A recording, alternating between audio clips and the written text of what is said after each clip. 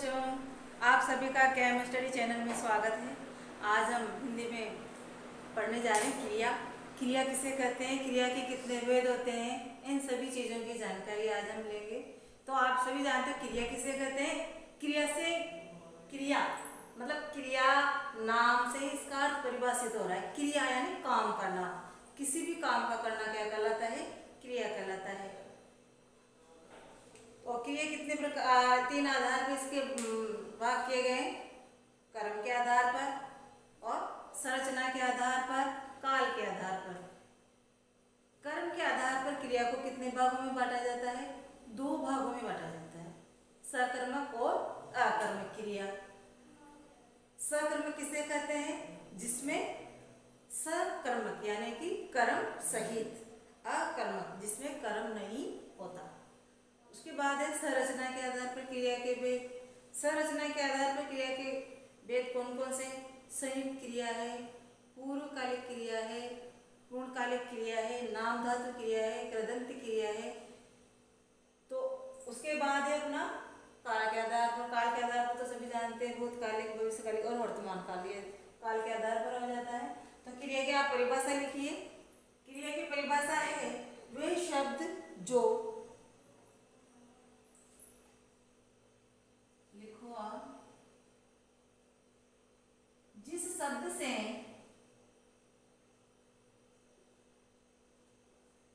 किसी काम का करना, जिस शब्द से किसी काम का करना या होना पाया जाता है।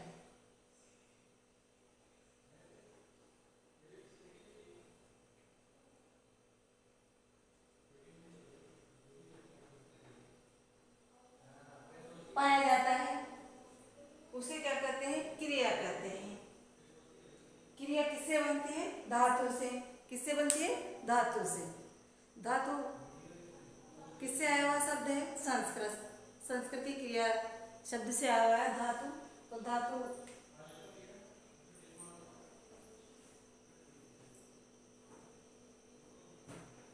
मतलब धातु के बिना कोई क्रिया नहीं होती है। अब क्रिया के भेद लिखो आप। क्रिया के भेद, पहला है क्या है, कर्म के आधार पर। पहला भेद क्या है, कर्म के आधार पर। दूसरा भेद है अपना संरचना। संरचना के आधार पर क्रिया के भेद। आए समझ में बात। थर्ड है अपना काल के आधार पर। आगे यहाँ तक समझ में कि क्रिया को तीन भागों में बांटा गया, जैसे कर्म के आधार पर, संरचना के आधार पर और काल के आधार पर। अब सॉरी यहाँ पढ़ने भूल गए, ये कर्म। तो कर्म के आधार पर क्रिया के कितने भेद बताए गए थे, दो भेद। कौन कौन से, सकर्मक, सकर्मक क्रिया और है अकर्मक।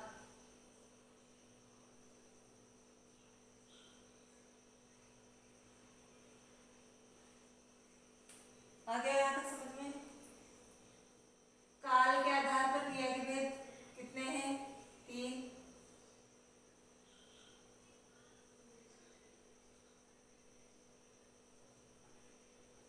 वर्तमान कालिक, वर्तमान कालिक क्रिया और दूसरा है भूतकालिक क्रिया और तीसरा अपना है भविष्य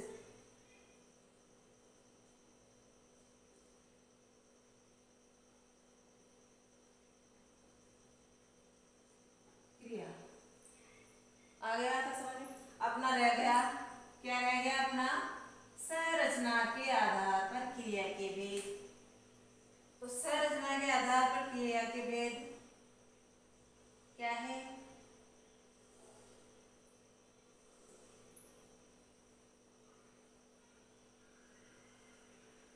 क्रिया है, संयुक्त क्रिया।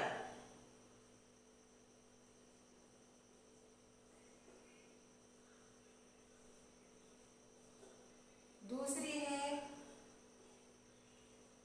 पूर्व कालिक क्रिया। कौन सी है? पूर्वकालिक क्रिया।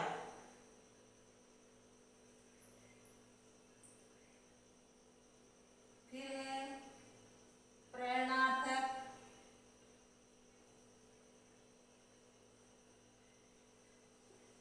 प्रेरणा कौन सी क्रिया है यहाँ पे? आ रहा नहीं। फिर है अपना प्रेरणार्थक, प्रेरणार्थक क्रिया। फिर है नाम धातु क्रिया।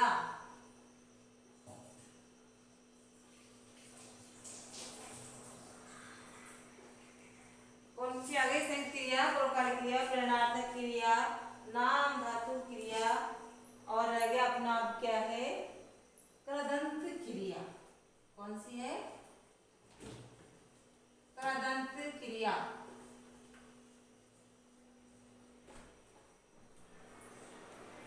आ गया यहाँ तक तो समझ में? आप सभी को समझ में आ गया होगा यहाँ तक तो? क्रिया की परिभाषा, ये क्रिया के भेद तीन आधार पर किए गए: कर्म के आधार पर, संरचना के आधार पर, काल के आधार पर।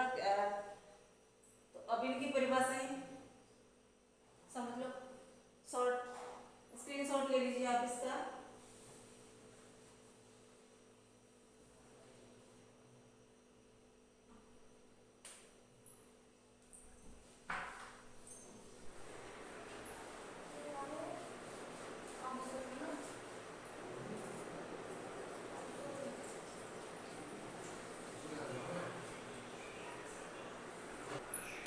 कर्म के आधार पर पहली क्रिया थी अपनी अकर्मक क्रिया। कौन सी क्रिया? अकर्मक क्रिया। अब आप इसको समझिए, क्या है अकर्मक? जिसमें कर्म नहीं, नहीं, अकर्मक जिसमें कर्म नहीं होता। क्रिया का प्रभाव किस पर पड़ता है? केवल क्रिया पर पड़ता है, वो अकर्मक क्रिया कहलाती है।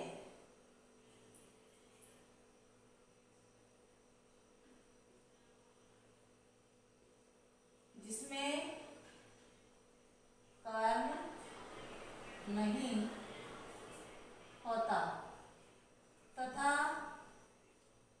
क्रिया का प्रभाव, क्रिया का प्रभाव किस पर पड़ता है? कर्ता पर। किस पर पड़ता है? कर्ता पर। उसे क्या कहते हैं अपन? अकर्मक क्रिया कहते हैं। जैसे उदाहरण देखिए आप, जैसे उदाहरण देखो आप, सीता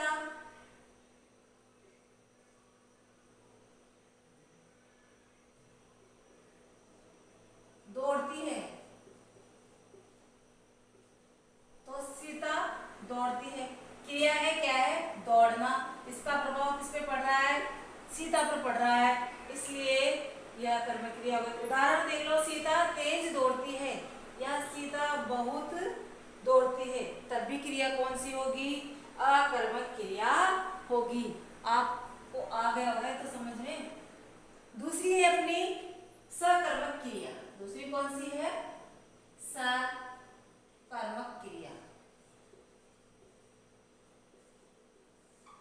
सकर्मक क्रिया नाम से परिभाषित हो रहा है। ये क्या परिभाषित हो रहा है? सकर्मक मतलब जिसमें कर्म होता है, कर्म सहित,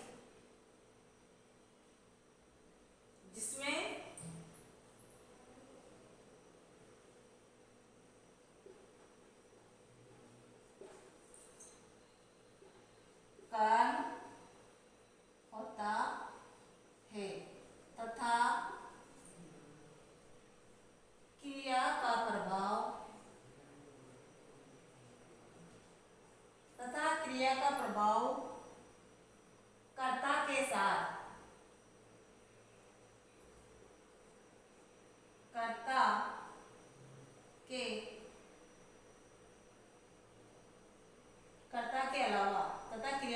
कर्ता के अलावा कर्म पर भी पड़ता है।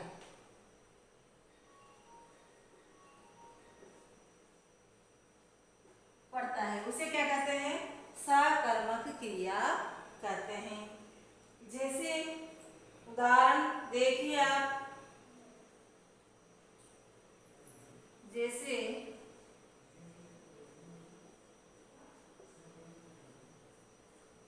आप ले लो, मानवी आम खाती है।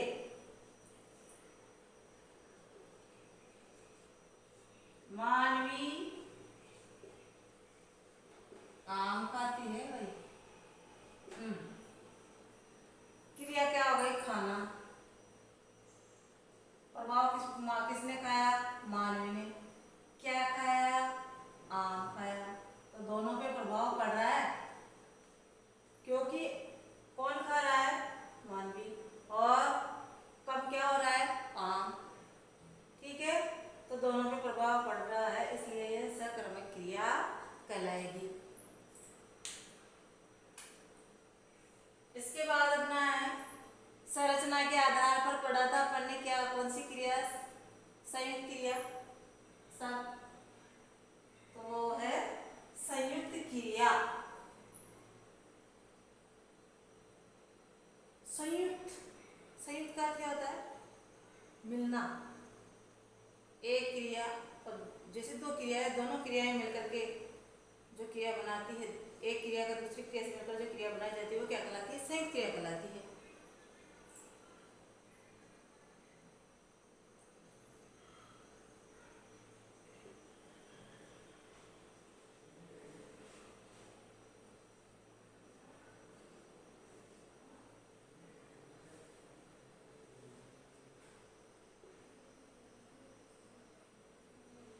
जो क्रिया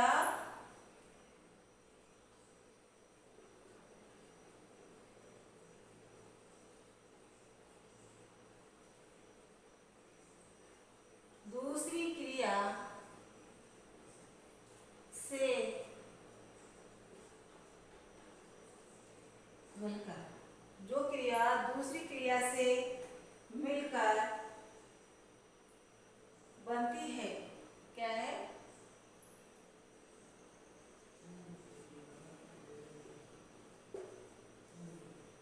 वो क्या कहलाती है? संयुक्त क्रिया कहलाती है। उदाहरण जैसे बताओ आप, वह खाना खा चुका, या फिर मोहित खेल खेल चुका। जैसे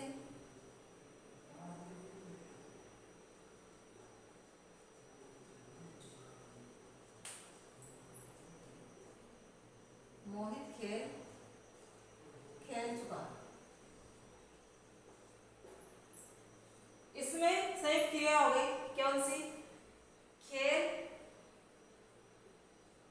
खेल चुका, मतलब खेल क्या कर चुका? खेल चुका। तो दोनों मिलकर क्या होंगे? खेल खेल चुका। संयुक्त क्रिया हो गई यहाँ पे। फिर अपना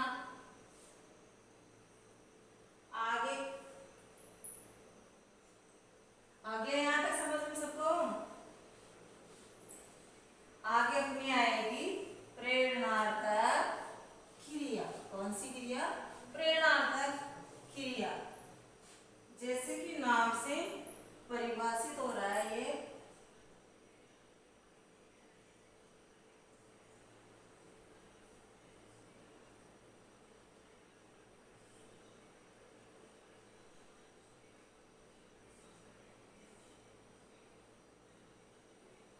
प्रेरणार्थक क्रिया, यानी प्रेरणा देना या प्रेरणा मिलना। तो इसका अर्थ ये हुआ कि इसके अंदर करता है जो खुद स्वयं कार्य न करके दूसरे से करवाता है, वो वहां पर कौन सी क्रिया कहलाती है? प्रेरणार्थक क्रिया कहलाती है।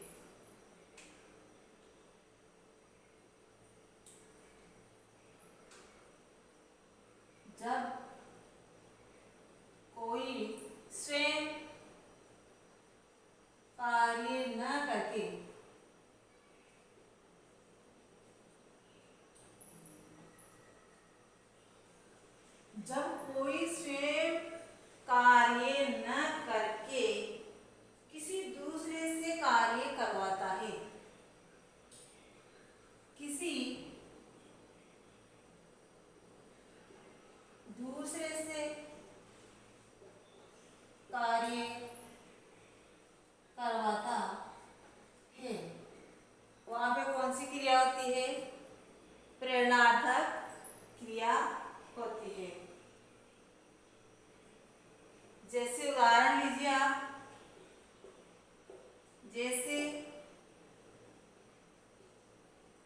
आरुषि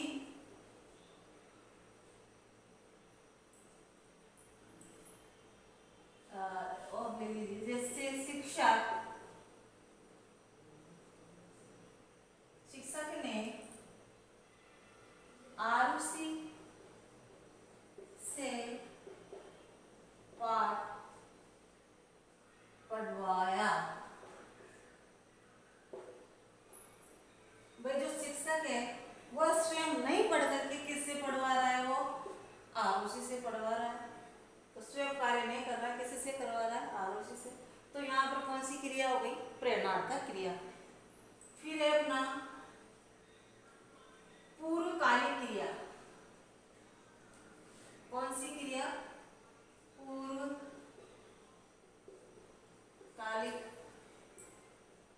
क्रिया।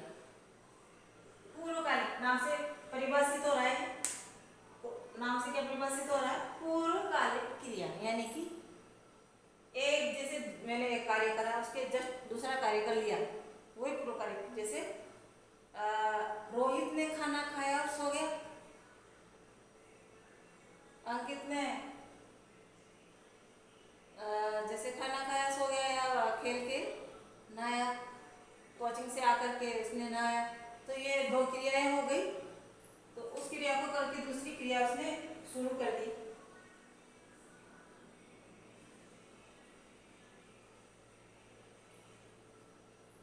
इसमें मतलब एक कार्य करके, एक कार्य करके दूसरा कार्य प्रारंभ कर देना क्या कहलाता है,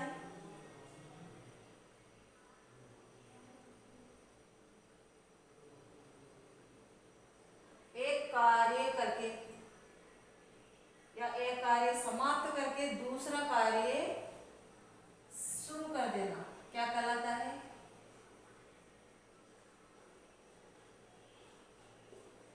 पूर्वकालिक क्रिया।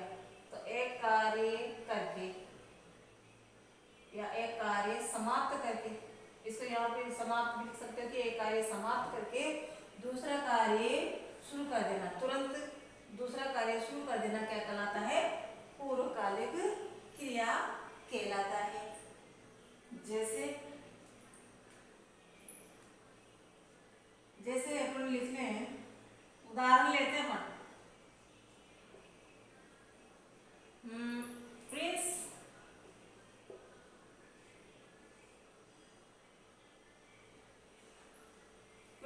स्कूल से लौटकर क्या करने लगा, नहाने गया। प्रिंस स्कूल से लौटकर क्या करा, लौटकर नहाने गया। तो वो तो स्कूल तो जाएगा, स्कूल का कार्य तो समाप्त हो गया, और दूसरा कौन सा कार्य कर दिया उसने, नहाने का कार्य शुरू कर दिया। तो यहाँ पर कौन सी क्रिया हो गई, पूर्वकालिक क्रिया हो गई।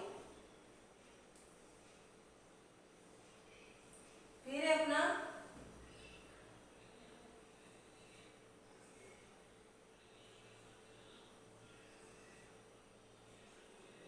नाम धातु क्रिया।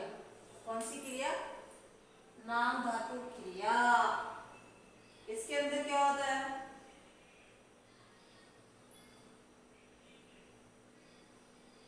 इसमें मतलब होता है कि जो संज्ञा और सर्वनाम होते हैं इससे मिलकर क्या बनती है, नाम धातु क्रिया। तो इसकी परिभाषा क्या होगी अपने, जिस क्रिया से, जो क्रिया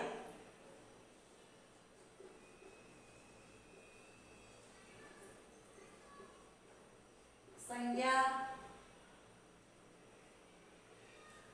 सर्वनाम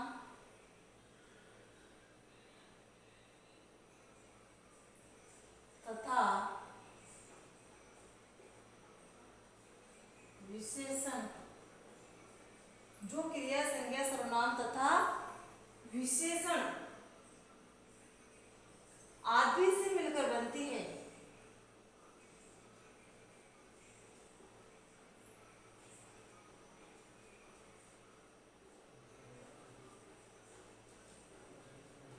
वो क्या कहलाती है? नाम धातु क्रिया। इसके उदाहरण हैं जैसे अपना है, अपना। अब अपना से क्या हो गया? अपनापन, अपनापन, ये क्रिया बन गई। आ गया समझ में सबको यहाँ तक? ठीक है। नाम धातु को दोबारा समझ लीजिए आप। मतलब जो क्रिया संज्ञा और सर्वनाम आदि से मिलकर बनती है वो तो नाम धातु क्रिया कहलाती है। इसके उदाहरण और समझा देंगे तो फिर अपनी रह गई, कौन सी क्रिया रह गई? अब रह गया अपना कृदंत क्रिया। कौन सी क्रिया? कृदंत क्रिया।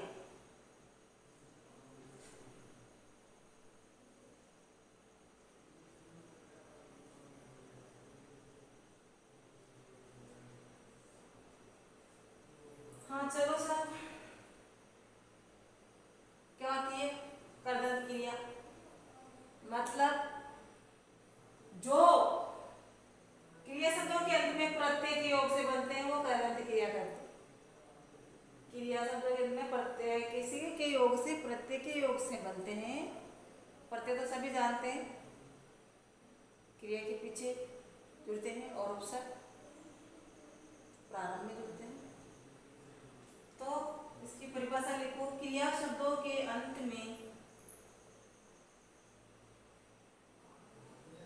क्रिया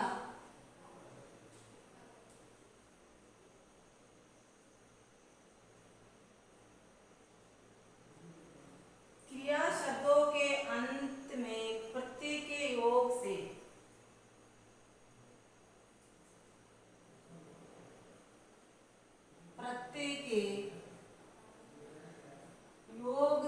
बना शब्द क्या कहलाता है? योग से बनी क्रिया क्या कहलाती है?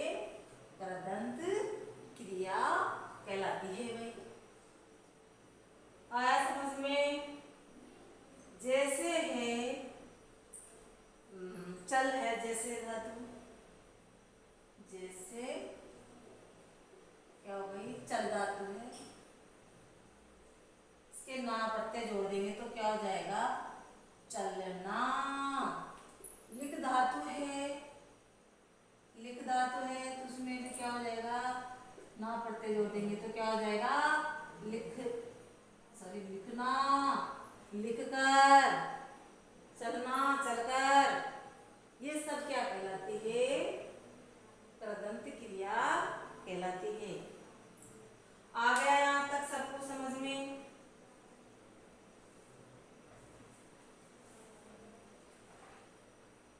अब कौन सी रह गई अपने पास?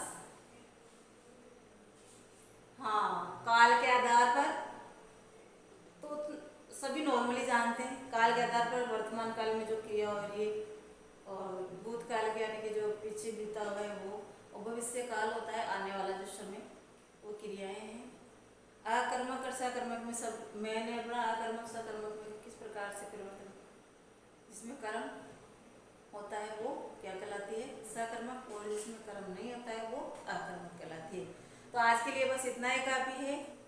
अगर आपको ये वीडियो अच्छी लगी तो आप लाइक करिए, सब्सक्राइब करिए और आगे बढ़ते रहिए।